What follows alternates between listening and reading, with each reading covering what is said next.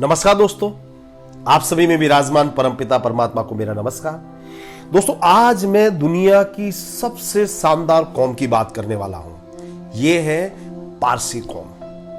हमारी फिल्मों में दोस्तों इनको बहुत ही कॉमेडी टाइप में दिखाया जाता है। एक ठरकी बुड्ढा होता है जिसको अपनी कार से बहुत प्यार होता है, लेकिन इनकी जो वास्तविक हकीकत क्या है, ये कितने महान लोग हैं, यदि आप ये जानना चाहते हो तो ये वीडियो पूरा देखिएगा। तो दोस्तों, भारत देश में पारसियों की संख्या है मात्र 57,000, यानी कुल आबादी का 0.004%। लेकिन देश के विकास में इनका योगदान बहुत ही बड़ा है। ये दुनिया की सबसे मेहनती कौम है, पूरी तरह से शांतिप्रिय और सकारात्मक। आपको जानकर आश्चर्य होगा कि किसी पारसी ने किसी का खून किया हो, ऐसी घटना सबसे लास्ट में सबसे अंतिम बार 1975 में हुई थी। यानी ये लोग बिल्कुल क्राइम नहीं करते, बहुत ही शांतिप्रिय होते। इनके गुरु थे अशोक जरथुष्ट।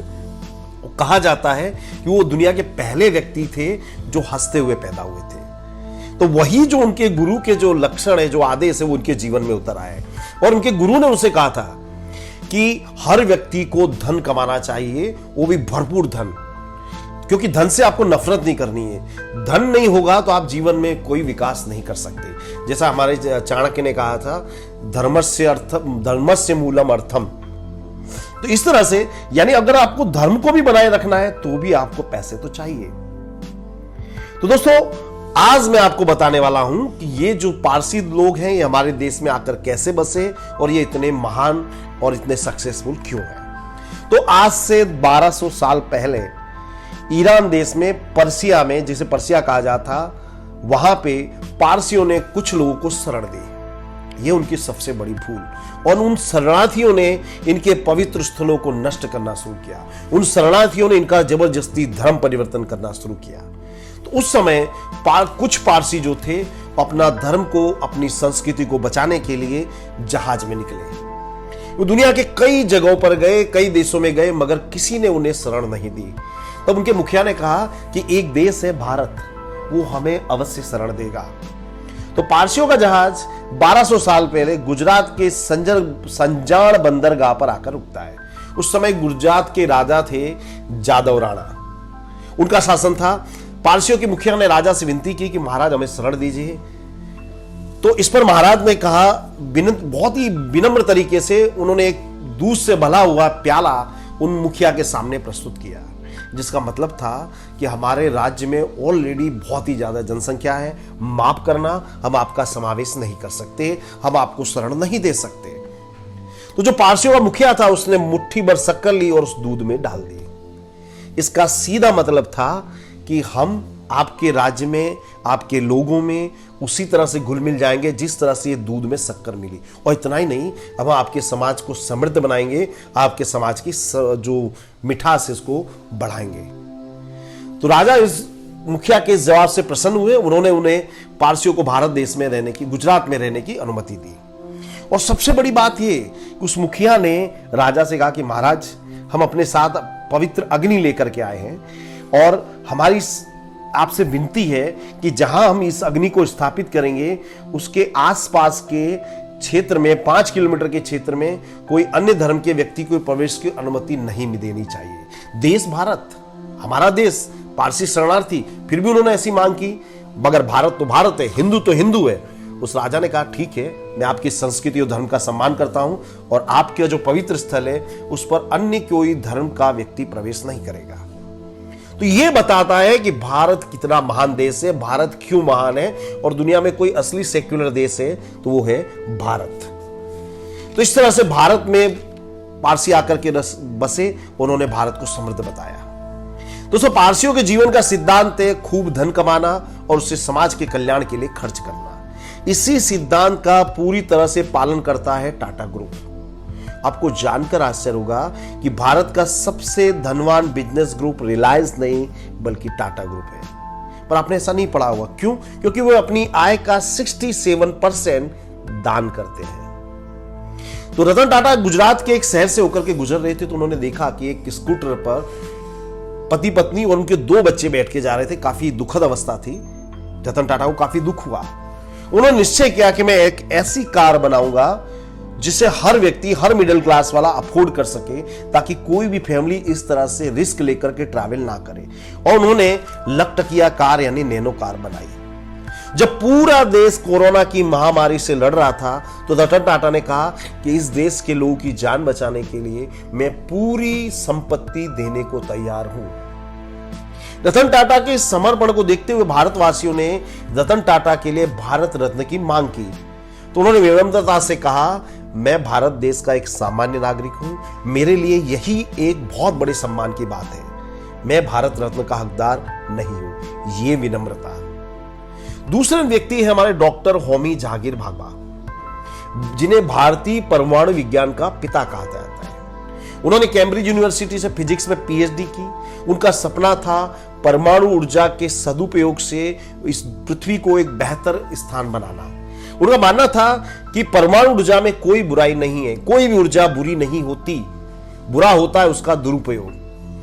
तो उनके इसी कॉन्सेप्ट को, उनके इसी महान विचार को ध्यान में रखते 1955 में यूएन की peaceful use of atomic energy conference का उन्हें प्रेसिडेंट बनाया गया। और वे जानते थे कि भारत में यूरेनियम की कमी है, तो उन्होंने यूरेनियम के बदले थोरियम का परमाणु ऊर्जा में उपयोग करने का निश्चय किया। और उन्होंने परमाणु ऊर्जा में भारत को समृद्ध बनाया। इतना नहीं, उन्होंने पुणे में Tata institute of fundamental research की स्थापना की, जिसके दम पर आज भारत परमाणु ऊर्जा के क्षेत्र में आत्मनिर्भर बना है। और एक ऐसी महान शक्ति से जिनका नाम है फील्ड मार्शल सैम मानेकशॉ। वे अपने पिता की मर्जी के खिलाफ जाकर इंडियन मिलिट्री एकेडमी की परीक्षा दी और वे वहां पर एक ऑफिसर बने। उन्होंने 40 वर्षों के कैरियर में 5 बड़ी लड़ाइयां लड़ी। उनका कॉन्फिडेंस जबरदस्त था। 1971 के युद्ध में इंदिरा गांधी ने उनसे पाकिस्तान पर हमला करने के लिए कहा, तो उन्होंने उत्तर दिया था क्यूटी। वो इतने बोल्ड थे कि वो प्रधानमंत्री को भी क्यूटी कहते थे। उन्होंने कहा था कि मेरी और आपकी दोनों की नाक लंबी है, तो बेहतर होगा कि आप मेरे मामले में नाक ना डालें और मैं आपके मामले में नाक नहीं डालूंगा। और उन्होंने 1971 के युद्ध में पाकिस्तान को बुरी तरह से परास्त किया। और किसी ने कहा था कि उनसे पूछा कि बंटवारे के समय उनके पिता पाकिस्तान जाना चाहते थे मगर वो भारत में रुके। तो किसी ने कहा कि यदि आप पाकिस्तान की ओर से लड़ते तो क्या होता। तो इस पर सैम मानेकशॉ ने हंसते हुए उत्तर दिया कि तो जो रिजल्ट था वो पूरा उल्टा हो जाता। तो दोस्तों, सैम मानेकशॉ ने आर्मी की ट्रेनिंग को अपडेट किया और भारत की सेना को ताकतवर बनाया। और अभी दुनिया कोरोना की महामारी से लड़ रही है, तो दुनिया के सबसे बड़े वैक्सीन इंस्टीट्यूट सीरम, इसकी स्थापना करने वाला कोई और नहीं बल्कि एक पारसी है जिनका नाम है डॉक्टर साइरस पूनावाला। उन्होंने देखा कि भारत देश जो है वैक्सीन जैसी एसेंशियल चीजें भी विदेशों से इंपोर्ट करता है, तो उन्होंने निश्चय किया कि भारत देश में ही वैक्सीन बनाना चाहिए और उन्होंने सीरम इंस्टीट्यूट की स्थापना की। उन्होंने इन्फ्लुएंजा, स्वाइन फ्लू, कोविड की वैक्सीन की खोज करके मानवता की बहुत बड़ी सेवा की है। दोस्तों, मुंबई में एक होटल में, ये उस जमाने की बात है जब भारत गुलाम हुआ करता था, तो मुंबई में एक होटल में एक फिल्म का प्रीमियर रखा गया। उसमें जमशेदजी टाटा को भी आमंत्रित किया गया। वे वहां पहुंचे तो होटल के बाहर एक बोर्ड लगा था, dogs and Indians are not allowed. इस बोर्ड को देखकर जमशेदजी टाटा को काफी दुख हुआ। उन्होंने निश्चय किया कि मुंबई में एक शानदार होटल बनाएंगे और उन्होंने ताज होटल बनाया समुद्र के सामने और अंग्रेजों को जवाब दिया। उन्हीं ने ही टाटा स्टील कंपनी की स्थापना की, भारत को समृद्ध बनाया। सबसे पहली जो एयरलाइन थी वो टाटा ने ही स्थापित की थी, जिसे हम टाटा एयरलाइन कहते थे। इस तरह से दोस्तों, पारसियों के योगदान की सूची बहुत ही लंबी है। फिलसा गोदरेज, वाडिया फैमिली। दोस्तों, आपको जानकर आश्चर्य होगा कि अंग्रेज जब भारत आए तो उन्होंने देखा कि भारत के बने हुए शिप उनके शिप से भी काफी ज्यादा शानदार है।